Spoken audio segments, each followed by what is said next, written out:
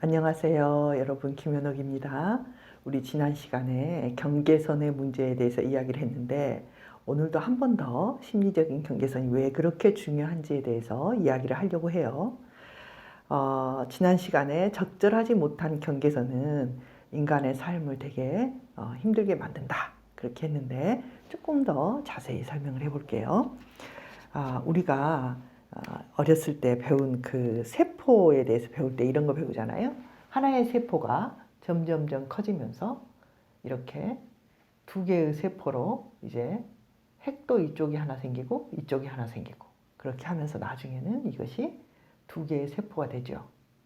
이렇게 핵이 있는 두 개의 세포로 나눠진단 말이에요.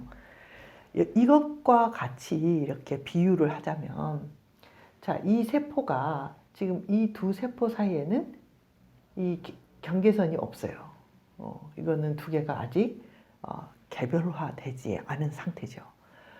엄마와 아이의 관계는 심리적으로 처음에는 붙어 있다가 점점점 개별화되고 그 다음에 이렇게 각각 개별의 존재가 되어 가는 것이 엄마와 자녀의 관계예요.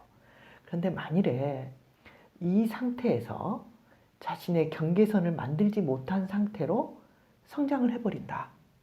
그러면은 이 세포와 이 세포는 이 경계선이 명확하지 않는 아마 이런 세포가 되게 될 거예요. 경계선이 없는.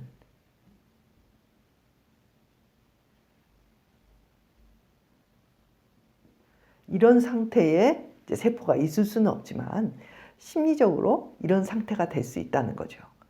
자, 이게 왜 문제가 되냐면은 심리적 경계선이 뚜렷한 사람들은 이 경계선이 하는 역할이 있어요.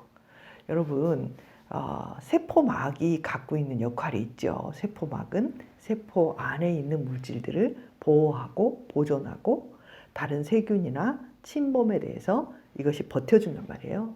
이거는 또 어떤 것과 비교할 수 있냐면은 피부라고 제가 저번 시간에 또 말씀드렸잖아요. 피부는 우리가 별거 아닌 것 같아 보여도 이 피부가 나와 내가 아닌 것을 경계선으로 이렇게 만들어주고요. 내 안에 있는 나의 요소와 내 밖에 있는 요소를 이렇게 구분지어 주면서도 그것들로부터 나를 보호해요.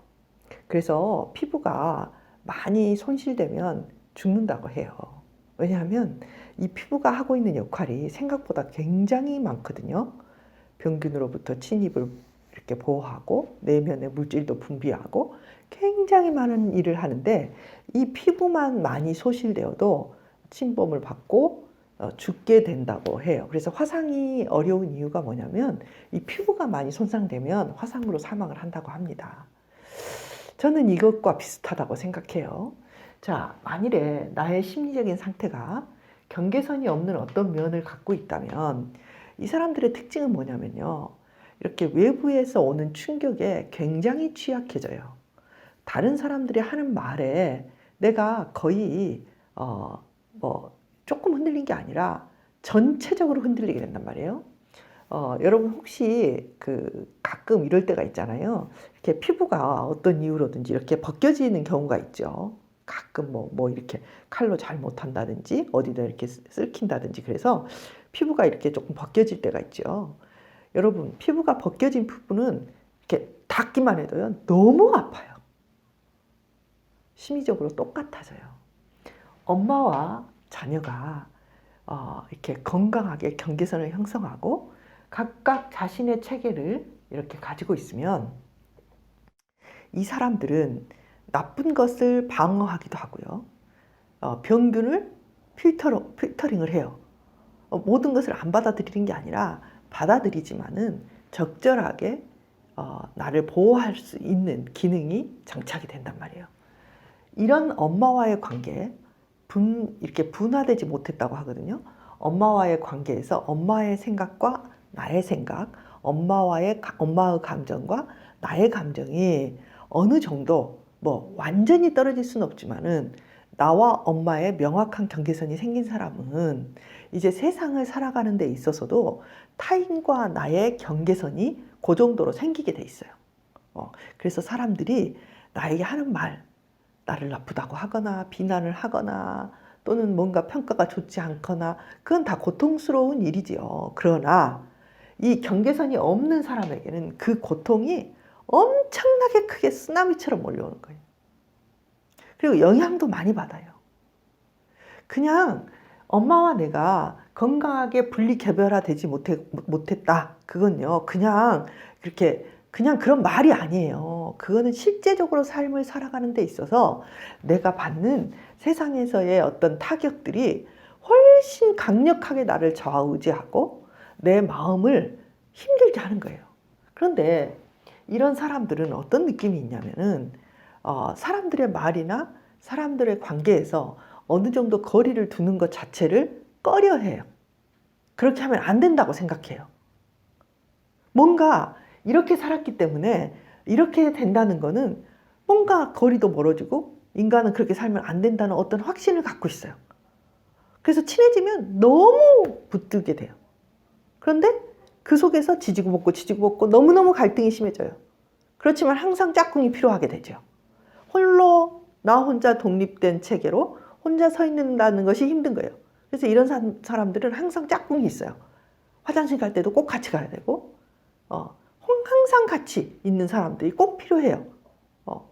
적절한 경계선이 없고 나만의 체계 속에 머물 수 없는 그런 존재가 된 것이죠. 여러분은 어떠신가요? 우리는 타인의 말이나 타인의 평가에 뭐 그냥 아무런 영향이 없이 지나갈 수는 없어요. 누구나 그런 영향을 받고요. 누구나 힘들어하죠.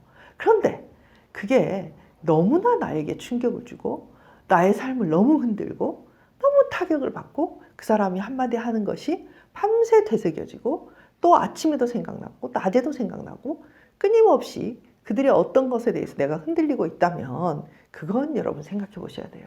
내가 혹시 이런 지금 상태가 아닌가. 누군가가 무슨 말을 하면 그 말을 그냥 우리가 누군가 무슨 말을 하면 이걸 여기에 놓고 제가 저런 말을 했네. 왜 이런 말을 하지? 이게 맞나? 이런 단계를 거쳐야 되는데 이런 상태에 있으면요. 누군가 무슨 말 하잖아요. 그러면 바로 자기 심장에 꽂아요. 그리고 그걸 마치 진리도 아닌데 진리처럼 내 마음속에 거의 뭐 어떤 확정된 무슨 메시지처럼 받아들여 놓고 막 고통에 몸부림치고 화내고 분노하는 거예요. 나한테 이렇게 말할 수가 있어? 내가 그렇게 바보 같단 말이야? 나를 완전히 바보라고 하는구만. 진짜 내가 바보인가? 나는 왜 이렇게 살아야 돼? 뭐 이렇게 생각을 하는 거예요. 실은 많은 고통이 어디서 오냐면 여기에서 오는 거예요. 여러분의 말이, 여러분의 어떤 상대를 향한 말들이 잘 생각해 보세요. 여러분 스스로 생각할 때 그게 다 옳은 말인가요? 아니잖아요. 저도 그래요, 저도. 제가 했던, 뭐 우리 가족을 향해서 어느 날 짜증을 냈거나 했던 말들이 내면에서 후회될 때도 많고 그 진리도 아니고 나의 어떤 상태에 따라서 나온 말인데 그 말을 내 가족이 무슨 진리의 말처럼 그냥 확고한 어떤 사실처럼 받아들이면서 고통을 받는다면 얼마나 괴롭겠어요. 실은 사람들은 누구나 입이 있다고 했죠. 그래서 사람들은 누구나 말을 뱉어요. 그런데 그 말은 자기 스스로도 통제하지 못하는 말이고 그의 실수일 수도 있고 그날의 그의 컨디션일 수도 있고 그가 그날 짜증이 났을 수도 있어요. 그래서 내뱉은 말, 그 말 한마디에 그걸 내 심장에 꽂아놓고 몸부림을 치고 화내고 분노하고 그것이 마치 무슨 견고한 사실처럼 고통을 받게 되는 체계가 어떤 체계냐면 이런 미분화된 자기의 경계선이 없는 상태가 되는 거예요. 그래서 엄마와 내가 하나 되고 엄마 생각이 내 생각이고 엄마의 입장에서 이야기하고 이렇게 지배를 받으면서도 실은 자기가 잘 모르거든요. 그런 상태에 있는 것이 그게 나는 엄마의 딸이고 내가 엄마를 너무 사랑하기 때문에 그게 당연한 거 아니야? 라고 생각하고 있다면 여러분 그 생각을 바꾸셔야 돼요. 그래서 이것이 누구의 생각인가? 저는 가끔 내담자들에게 그런 질문을 해요. 그래 우리 아버지는요 왜 그렇게 생겨먹었는지 모르겠어요. 아버지가 이렇게 했다니까요. 이런 말을 할 때 제가 깜짝 놀랄 때가 많아요. 근데 그게 엄마의 입장이에요. 당신의 입장이에요. 이런 질문들을 해요. 실은 그 아버지가 엄마에게 조금 험하게 한 건 사실인데 이 딸을 엄청 사랑했거든요. 그런데 나를 사랑한 거는 못 느껴요. 왜냐하면 나의 입장이 없기 때문에. 그리고 엄마에게 잘못한 거는 나에게 한 것보다 몇 배 더 강력하게 느끼는 딸들이 많아요. 뭐 이게 틀렸다 맞았다를 떠나서 이렇게 되면 이 내가 심리적으로 엄마와 융합돼 있을 뿐만 아니라 훨씬 더 엄마의 입장에 서 있는 그런 삶이 되는 거예요. 그것이 엄마를 행복하게 하느냐? 그렇지 않아요. 엄마도 행복하게 하지 못하고 나의 삶도 행복하게 하지 못하는 뒤죽박죽이 된 비빔밥과 같은 그런 상태를 만들어낸단 말이죠. 그래서 여러분은 생각해 보셔야 돼요. 어떤 생각을 해봐야 되냐면 이것이 나의 입장인가? 우리 엄마의 입장인가? 우리 아버지의 입장인가? 지금 이 말이 저 사람 입장에서 하는 소린가? 이게 진리인가? 저게 맞는 소린가? 이런 생각들을 늘 하셔야 돼요. 그래서 실은 그 사람이 나한테 뱉은 말을 다 무시해도 안 되고요. 다 가져와도 안 돼요. 일단은 한 번은 이렇게 평가를 하는 단계를 거쳐야 돼요. 왜 저런 이야기를 했을까? 저게 맞는 말인가? 내가 무엇을 여기서 생각해야 되나? 그래서 야, 너는 진짜 바보 같아. 그러면 내가 바보야? 어떡하면 좋아? 난 진짜 바보 같은가 봐. 이렇게 되면 참 곤란하죠. 그 사람도 실은 인격의 차원에서 볼 때 너는 바보 같아라는 소리를 자꾸 하는 사람이 좋은 인격의 어떤 상태일 리는 없어요. 우리가 어떻게 어떤 사람을 바보라 마라 그런 말을 할 수 있어요. 그러니까 그 사람이 뭐 틀렸다 그런 게 아니라 저 사람은 말투가 좀 그런 걸 쓰네. 근데 저 사람이 바보라고 나를 말할 정도로 내가 어떤 면이 좀 그랬나?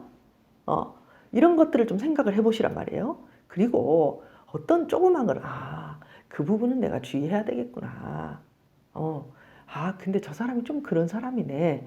이런 정리, 마음의 정리, 그 말의 정리, 이런 정리의 단계를 조금씩 하시는 것이 이렇게 자아의 경계선을 만들어내는 그런 단계라고 할 수가 있겠어요.